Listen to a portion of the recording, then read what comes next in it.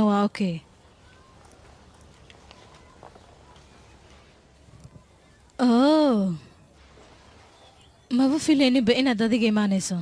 adigan ku walwalsana sabab waxaan islahaa gabadha amay kaa xanaaqsan tahay ma dhici kartaa inaan kaa xanaaqo adigoo weliba abaal waan ii galayaa fuus maxaad ku hadlaysaa in sababtan ku dhacaya waxay tahay waan awoodi waa inaan dalxiis kuu kaxeeyo naga dhaaf yaqay ha iga xishoodsiinin maxaad ku hadle inakeen shah ayaan kuu samaynayaa